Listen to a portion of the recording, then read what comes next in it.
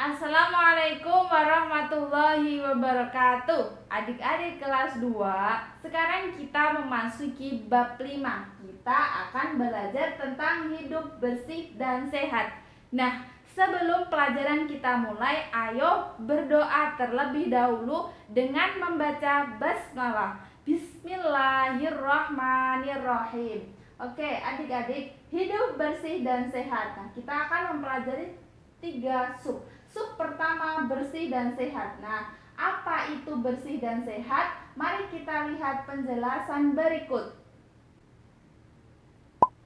Perilaku hidup bersih dan sehat. Nah, hidup bersih dan sehat itu untuk siapa? Untuk siapa adik-adik? Jawabnya adalah untuk diri kita sendiri. Nah, apabila diri kita sudah menjalankan dengan baik, maka perilaku hidup bersih dan sehat itu bisa ditularkan mulai dari lingkungan kecil. Siapa itu? Keluarga. Kemudian siapa? Masyarakat, sampai ke negara.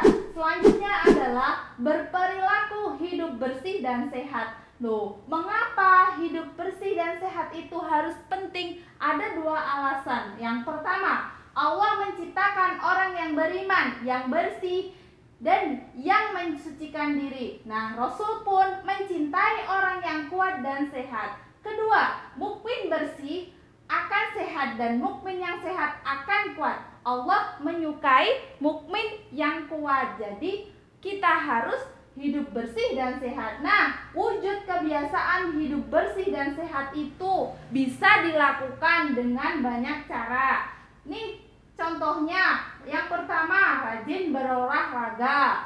Contoh ini adalah hidup sehat. Kemudian bersih rumah. Membersihkan rumah ini adalah kebiasaan hidup bersih. Kemudian istirahat teratur, ini hidup sehat. Kemudian makan dan minum teratur, ini adalah kebiasaan hidup sehat. Terus mandi secara teratur, itu hidup apa? Sehat dan bersih. Nih, beribadah secara teratur ini juga bikin kita jadi sehat. Selanjutnya adalah bagaimana cara memulai hidup sehat dan bersih. Ini ada 3 cara adik-adik. Yang pertama, mulai dari hal yang kecil atau sederhana. Contohnya, 1, membiasakan olahraga selepas habis sholat subuh. Kedua, istirahat tidak lebih dari jam 9 malam. Ketiga, membersihkan kamar setelah bangun tidur. Kedua, mulai dari sekarang. Kebiasaan baik harus segera dimulai dari sekarang juga dan tidak boleh ditunda-tunda. Ketiga, melakukan secara kontinu.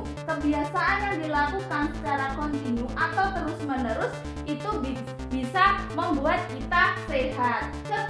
Yang kedua, subbab kedua adalah peduli lingkungan. Apa itu peduli lingkungan? Nah, kesadaran untuk menjaga lingkungan meliputi lingkungan keluarga, kemudian sekolah, maupun tempat tinggal dengan penuh tanggung jawab. Jadi, ini contoh anak yang membersihkan rumah nih merupakan peduli lingkungan. Mengepel rumah juga termasuk contoh peduli lingkungan. Selanjutnya adalah peduli lingkungan. Lah, mengapa kita harus peduli terhadap lingkungan? Di sini ada 2 alasan. Yang pertama, lingkungan bersih akan mewujudkan kehidupan yang sehat dan kuat. Kedua, lingkungan bersih memberikan kenyamanan dalam beraktivitas. Ini sudah jelas.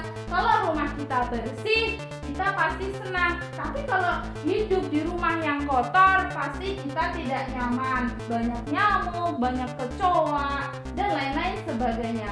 Nah, peduli lingkungan dalam keseharian ini ada 2 contoh. Yang pertama, membuang sampah pada tempatnya. Nah, kebiasaan ini harus dilakukan untuk menjaga lingkungan sekitar biar tetap bersih. Kedua, menyiram tanaman. Ini bentuk syukur atas nikmat Allah yang diberikan karena telah memberikan tanaman yang manfaatnya bisa kita ambil. Siapa yang di rumah punya tanaman kemudian menyiraminya? Kalian ini sangat baik. Kalau mau menyiram tanaman. Kemudian wujud peduli lingkungan ada 3. Contohnya peduli lingkungan keluarga, yaitu membersihkan lingkungan rumah sekitar.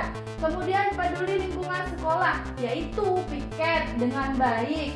Kemudian peduli lingkungan masyarakat, contohnya membantu gotong royong sesuai dengan kemampuan kita. Siapa yang sudah pernah ikut gotong royong bapaknya? Nah, itu adalah tindakan baik. Kemudian subbab ketiga adalah makan dan minum. Nah, dalam bab makan dan minum ini juga ada aturannya. Mari kita lihat aturannya, anak-anak.